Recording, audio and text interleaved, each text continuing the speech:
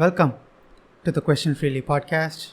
This is episode number 1, and I'm going to jump straight into the content. But if you're interested in knowing why I'm doing all this and what I'm up to, you can check out episode number 0, and that should give you a fair idea. Okay, so recently I saw the movie I Care a Lot that's on Netflix. I'm not going to talk about the movie or how much I liked it. However, I'm going to talk about the premise of that movie because I thought that the premise is something really scary. If you have not seen the movie, you can find that on Netflix and directly go to the timestamp 14 minutes 40 seconds and watch for the next 5 or 10 minutes if you want to see it for yourself. Or let me walk you through the premise. The movie is set in USA, I don't know which state.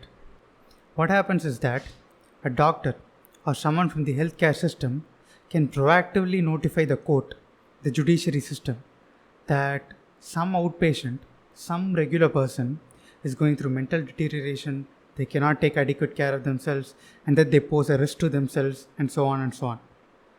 In the movie, the doctor is intentionally lying about the severity of mental deterioration.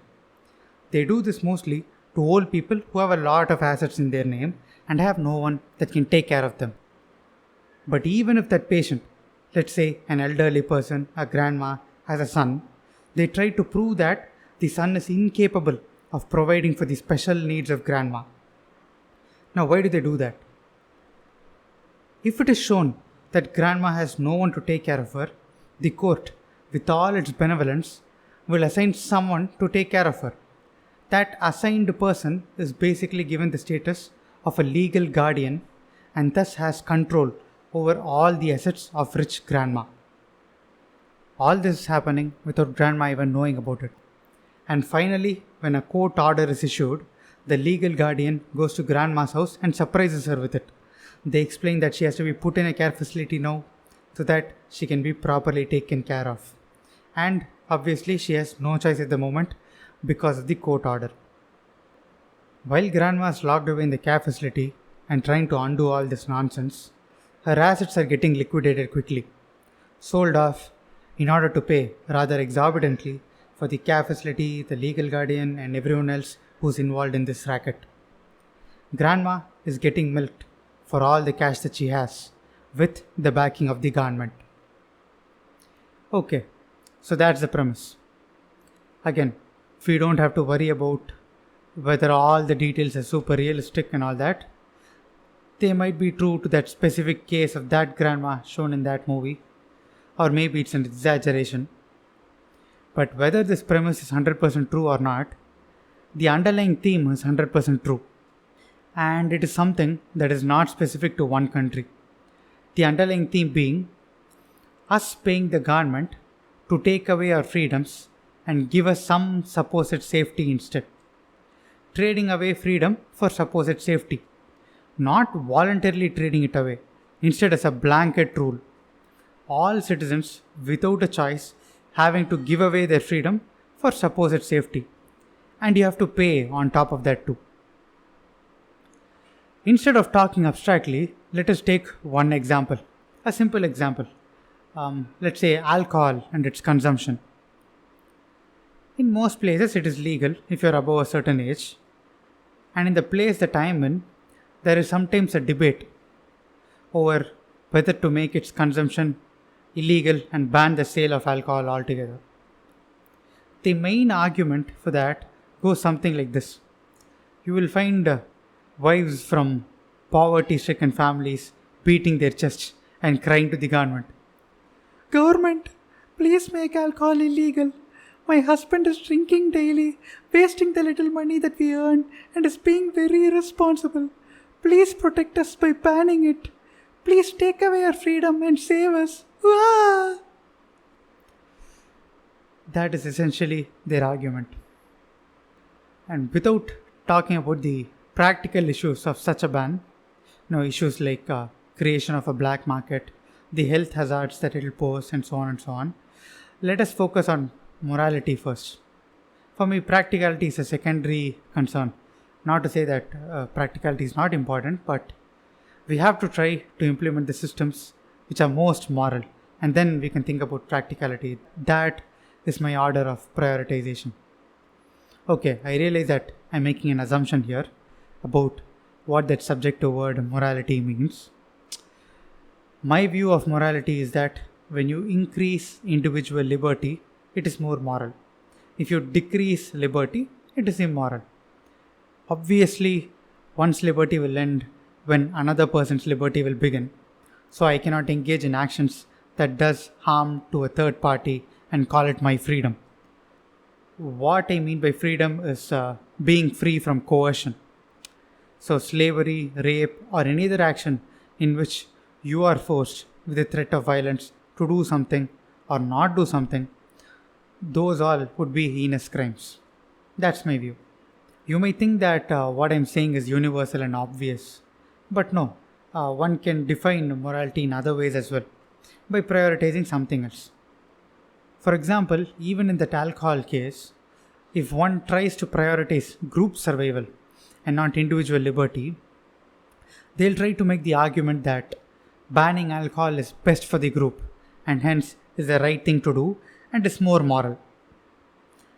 I am only stating their argument that it is better for the group. I am not saying that their argument is valid.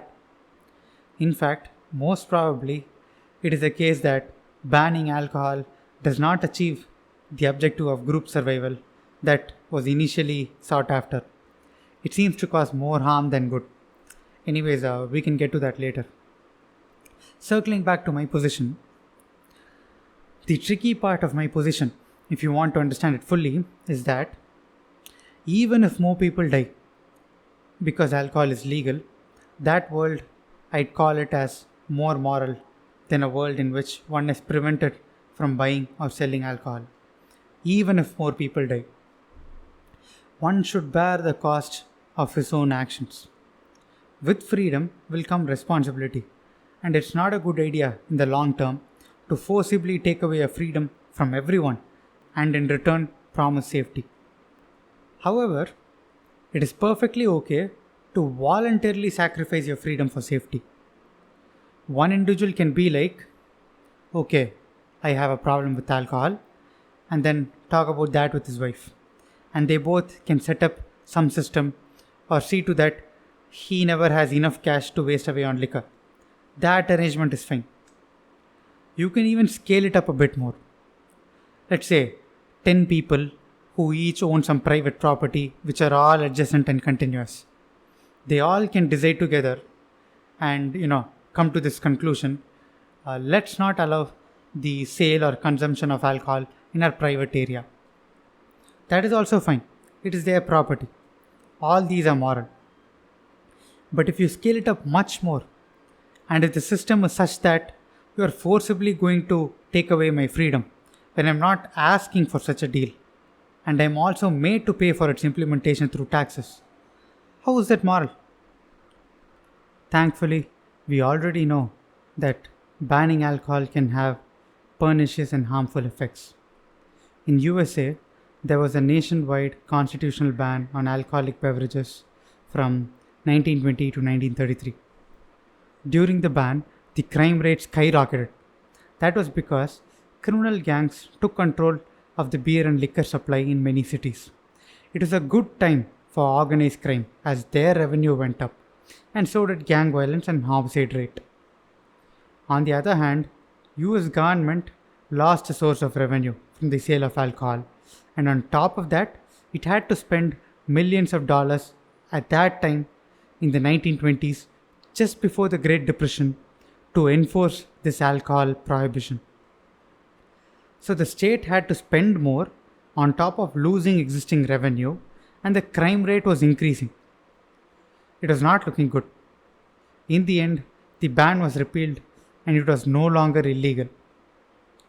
To this date, it is the only time in American history in which a constitutional amendment was passed for the purpose of repealing another. It was that bad of an idea for a variety of reasons. Now, alcohol is just one example. We can easily extend the moral argument to other issues and think whether it is desirable to have the state make paternalistic decisions for millions if not billions of people, when not everyone is on board. Moreover, it is better for risky things to be done in the open, because risky things, when done in secrecy, is even more dangerous. Also, you cannot eradicate something out of the face of the earth just like that with the magic words, it is banned. Enforcing it is a whole other demon. Where there is demand, there will always be supply. It is natural. If suddenly tomorrow the government makes rice illegal, there'll be people who will cultivate rice in secrecy and sell it in the black market if there's still a demand for rice. It's human nature to pursue what one wants. You can stifle human desire to a good degree with the threat of violence, but it is an inefficient pursuit to try to eradicate it 100%. To be convinced that it is inefficient, all we have to do is to look objectively at the attempted alcohol prohibition back then, or the war on drugs and how useless it has been, the various terrorist organizations it has spawned, the death and incarceration of people who have not done any violent crime, and I could go on and on about this, but that's a separate issue in and of itself, and let's put that aside. So first of all, if you believe in the liberty argument, and I have a feeling that a lot of people would prioritize individual freedom, then the only limitation on your actions or freedoms will arise because of third party effects when it harms other people. But how can one even make an argument of third party effects for consuming alcohol or doing anything else that is unhealthy? It's risky for the individual who's going to do it, that's fine. But where's the third party who's being harmed in this act of consumption? If you're going to say that after he consumes alcohol, he's going to be violent and then hit another person, hitting another person is already a crime. If you drink and then hit another person, it's the same crime. If you eat potato chips and hit another person, it's still the same crime.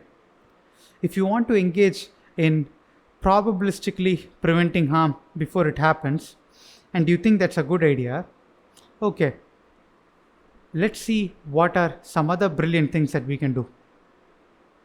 We can adopt a more stringent form of stop and frisk. That'll seem like a good idea. The stop and frisk program, which was an issue in New York, is basically this. The police get to stop random passerbys just based on hunches and check whether they're carrying any illegal substances or guns, and then detain them if they are. This is also a beautiful way of trying to predict and stop crime in a probabilistic manner. What went on back then in New York was that the police, based on hunches, would stop mostly African Americans and other minority groups, because to them it was common sense that people from poor neighborhoods tend to commit crimes. African Americans, Hispanics, and other minority groups formed a greater proportion of the poor than the proportion they actually constituted in the population, so they were targeted in a way. And because of all this, crime did reduce when this was implemented. There are conflicting research studies that say otherwise, but it doesn't matter. Let's assume that it did reduce crime rate. Is it still a good idea?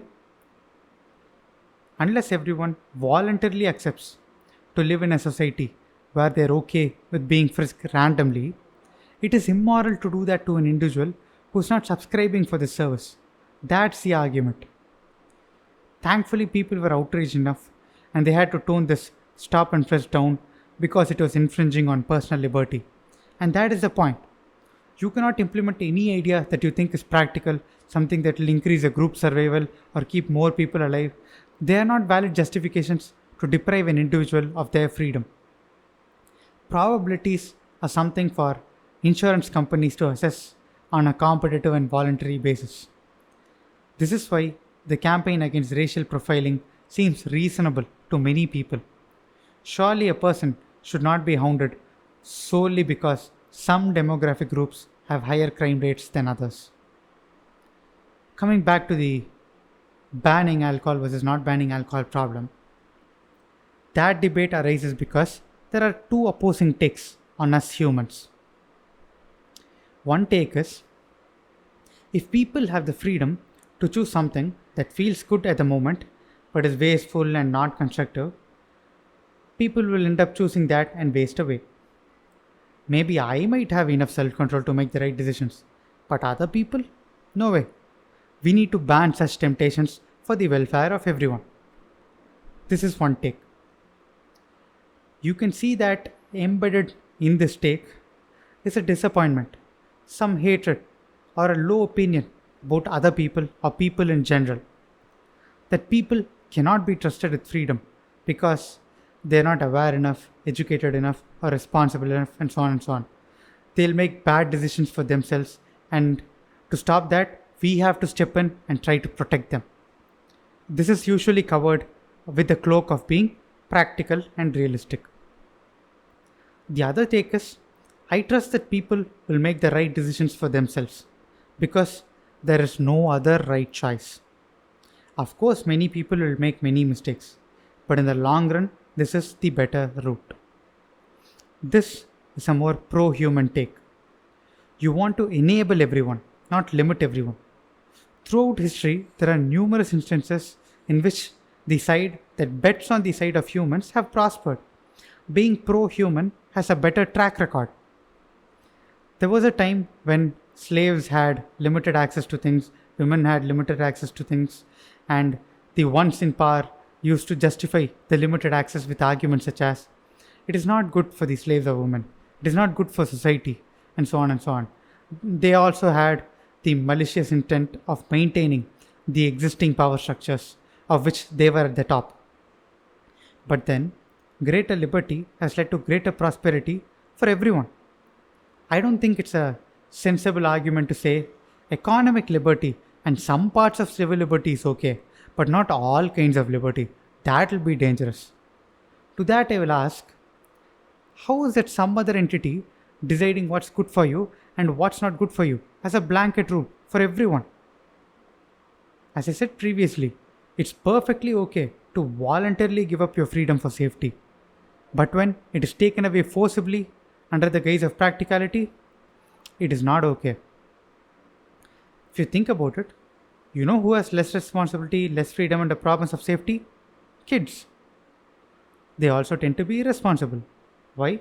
Because they don't have enough practice of being responsible and making decisions that matter. But with time, the kids will soon have to be responsible for more and more things, and then you will have an adult. If you don't have to be responsible for yourself fully, because the government won't allow you to be responsible for yourself completely, by putting a child lock on fun things and hiding away all the candies and snacks, you are forcibly not allowed to become an adult. This way of forcibly treating everyone like kids does not look like a good culture. There is some other higher being which is forcibly taking care of you. It is not a culture which promotes a growth into adults. You are going to be forcibly taken care of.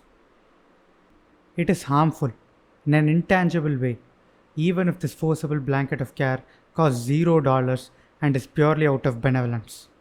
But that's not the case. All the ways in which the government forcibly takes care of you costs a lot of money. And do you think that it is even spent efficiently? No.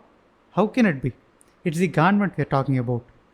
And these things which the government is trying to do for you, for your safety, where the government is a service provider, there's no competition. It's a monopoly. How will expenditure and operations be efficient in a monopoly? It most likely won't be. They have no incentive to be efficient. Okay, to be more precise, I'd say they have less incentive to be efficient. The ruling political party or body has to make a case that their actions are better than that of another party had it been in power.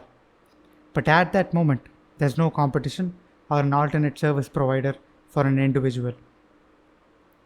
Anyways, it's pretty evident to me that the state should not be passing mandates for the sake of safety of an individual, banning activities just because they are risky to the person engaging in that act.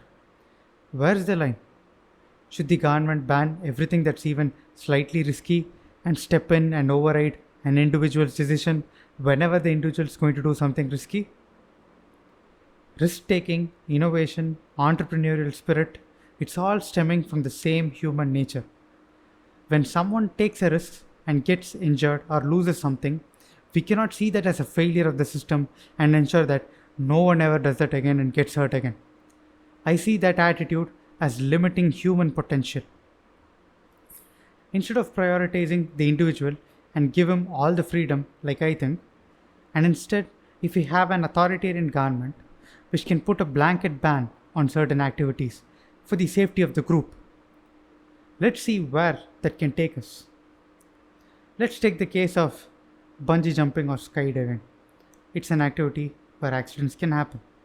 Some people can die. Let's say that a lot of people are going for skydiving and posting pictures on Instagram. And this is influencing greater numbers to go skydiving, and in turn, more people end up dying. Should we applaud when government bans skydiving or regulates it such that not a lot of people can do it? Don't you think that the free market can take care of this on its own? Every death will be a hit to the skydiving company. They have a pretty big incentive to see to that no one dies. And due to the high demand and Google searches for skydiving, there's an incentive for some website to come up which is going to show how many accidents have occurred in which places, through which company, and the safety measures in each of the skydiving company, and so on and so on. Once there is such an authority of information, or even a certifying authority which talks about these skydiving companies, it's in the interest of skydiving companies to get rated or reviewed by that authority. And the best skydiving companies will prevail. All this will naturally happen. Wherever there's a demand that no one should die while skydiving, there will be a supply of good information and services. But instead of all this, if you want someone else making the decision for all of us, as a blanket rule for everyone, and cheer that entity as it takes away more and more of your freedom in order to keep you safe. It's not that different from being a cow in a factory farm. The cows are all locked up in a 4x4 pen. They are all kept very safe. No tiger is going to hunt it. They are all well fed, given all the medicines that it needs. They will also see to it that the cows live very long so that you can milk them for a greater number of years. The cow's safety and longevity is a top priority. Only then you can make more money of the cows. And frankly, it looks like that is where we are all headed towards. If these arguments make sense to you, that the government or the state cannot forcibly take care of you, you have to think about the legitimacy of banning drugs and alcohol, the COVID lockdowns, mandating seatbelts and helmets, and an even more glaring issue, punishing suicide and euthanasia. Get this, anyone who survives an attempt at suicide can be imprisoned up to a term of 1 year. What joke is this? Unless all individuals voluntarily agree to and pay for such a suicide prevention service, not even a suicide prevention service, a suicide punishing service, how can you enforce this on someone who do not sign up for this? How is this even moral? If such a blanket ban seems reasonable to you, then what this means is that each of us individuals are properties owned by the government. The government is trying to protect its property through this law, and the property does not have the right or is not allowed to cause damage to itself. Okay, if this seems confusing, let me give you an analogy. This is just like a farmer who owns a cow would protect the cow from straying away too much or going elsewhere to graze. And the farmer will not let the cow injure itself or kill itself by jumping off a cliff. So unless we want to be cows that are protected by the government, there is some work to do. Going back to suicide, obviously I'm not trying to promote suicide.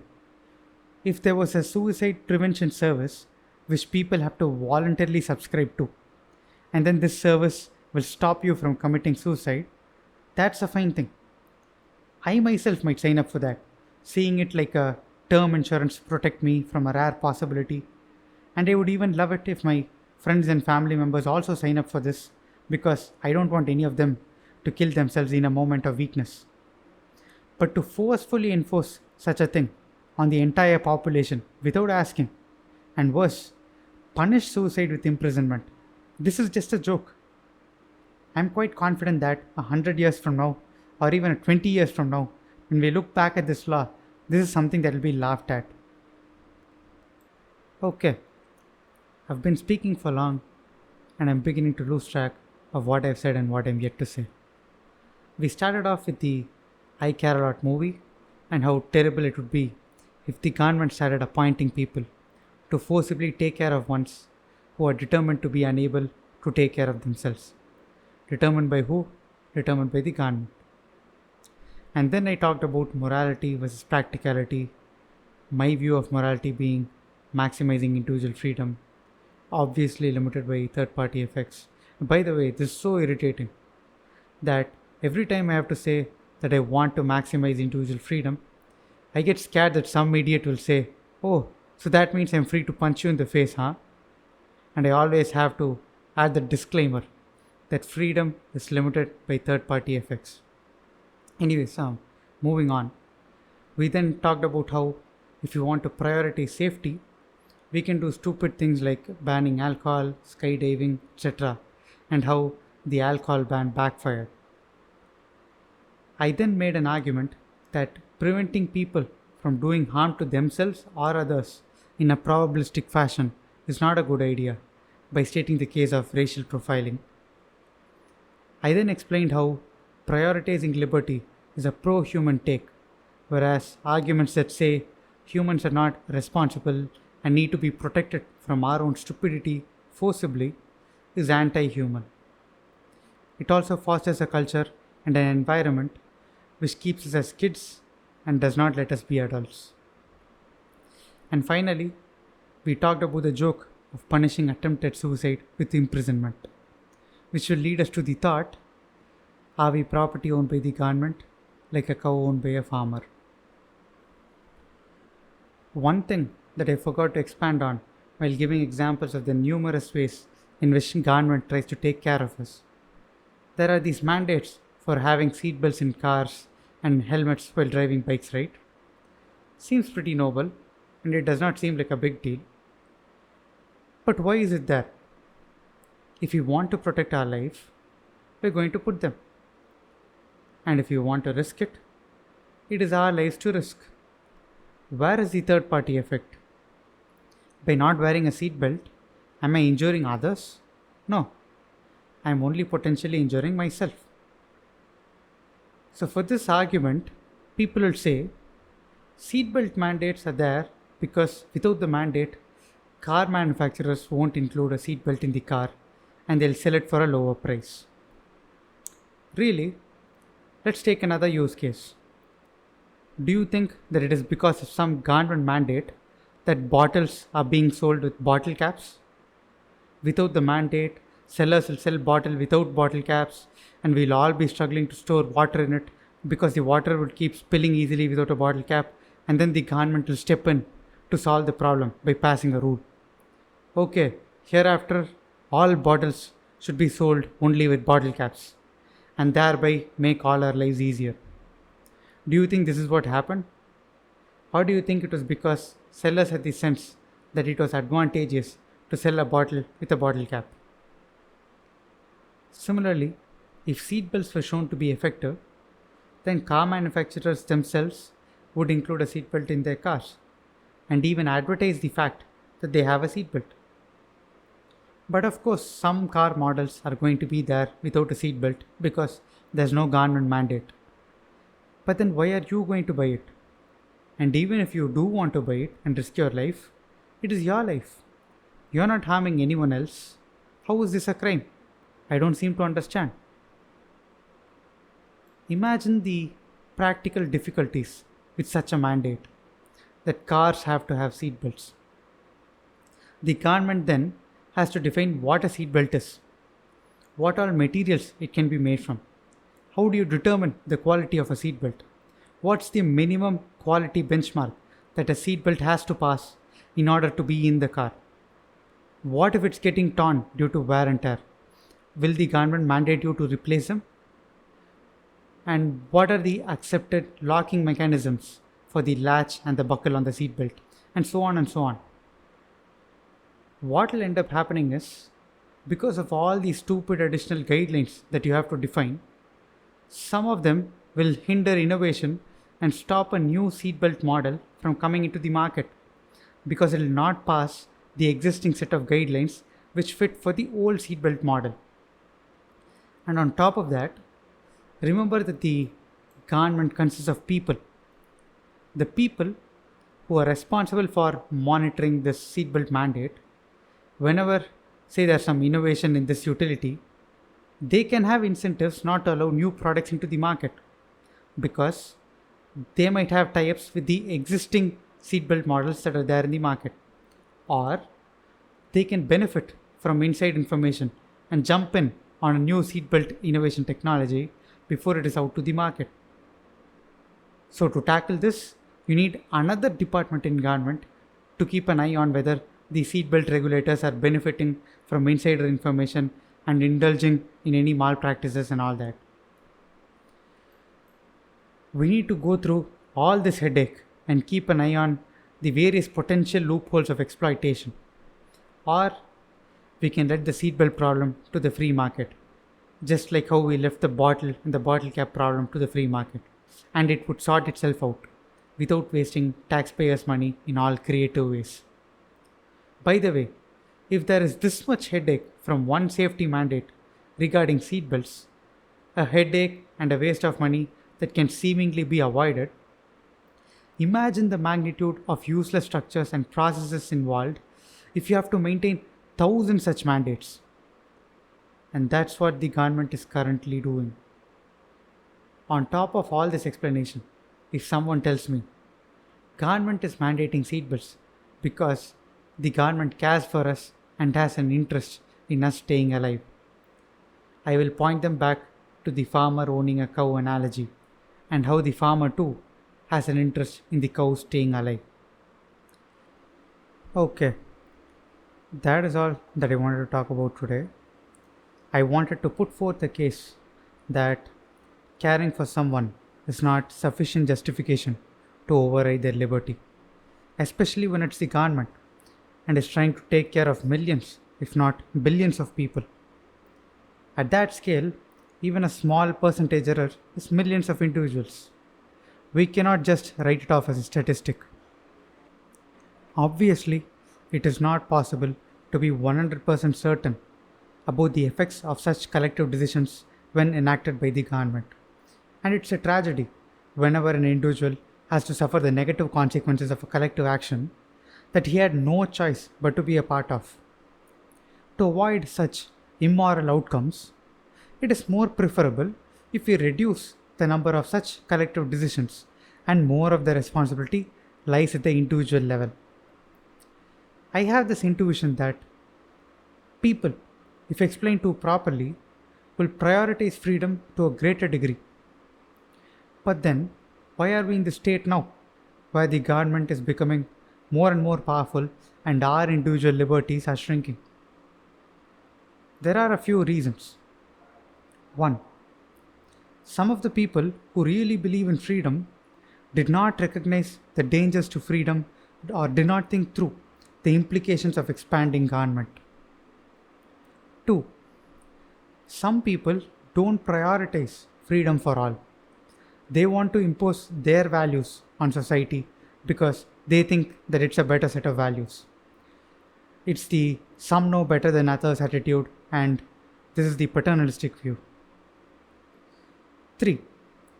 Some individuals or groups have used government to pass mandates or regulations that are to their private advantage. Those would be the 3 broad reasons why we've just let government expand exorbitantly. The most common reason that I hear against this case for maximizing individual liberty is a version of the second reason, that some know better than others. Their argument is something like this. You and I are fairly educated. We have common sense. We will be responsible in such a world. But what about others? What you're suggesting is a utopian case, an ideal case, something for the future. We can have such a free world when everyone is educated and responsible. That's something that I've heard. So firstly, that's never going to happen. Waiting for a time in which everyone is certified to be educated enough or well-read enough, how is that realistic? How do you force everyone to have common sense or be responsible? That itself is coercion. Also, who is going to do the certification business that people are now ready for freedom? The government? Do you think there will ever come a time when government says, okay, it looks like people themselves are responsible and there is less need for government intervention. So, let us collect less taxes, cut down on the many governmental programs and become a smaller entity. Where's the incentive for government to do that? Secondly, on top of looking down at some set of people as being not ready for freedom, if you notice closely, the argument suggests that freedom is something to be earned. It is better for freedom to be given to you only if you're responsible. One adult making this decision for another adult and implementing it through force. That is what I find sad about this. The truth is that freedom is our inalienable right. We are born with it, and we are just paying government to see to that our freedom is protected.